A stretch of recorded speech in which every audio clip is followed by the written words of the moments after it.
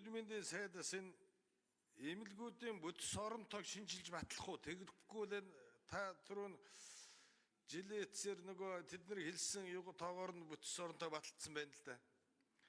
Энийг одоо шалгалтыг дахиж батлаад орон тоогоор нь юу батлахгүй л энэ төсөв үрдүнгээ зарцуул өгч байна. Энд нөгөө талаар хоол эмчилгээний асуудал дээр энэ эмнэлгийн галт тоогч нь эмнэлгийн мэдээлэл өгөх юм уу компаниуд дээр байдаг юм. Чанаргүй юм өгөөд шүүрээсэ.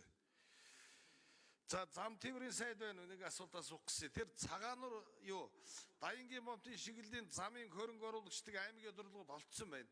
Гэтэл Дайнгийн момтын зураг төсвийн тендер авсан компаниас болоод энэ төсвийн татсан байна. Сангийн аймагны нэг бусаач суулгаж өгөх юм одоо хөрөнгө оруулагчдыг олцсон байна.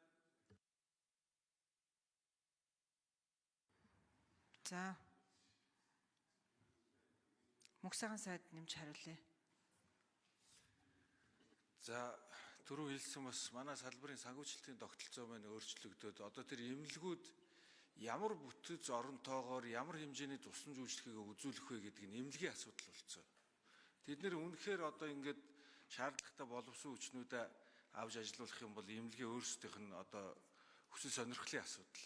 За хэрвээ одоо бүтэц оронтойгоо хэтрүүлээд олон хүнтэй ажиллаад эмнэлгийнхаа одоо үйл ажиллагааг авч явж чадахгүй төрөх юм бол тэр эмнэлгийн удирдлагуудтай хариуцах тооцох асуудал.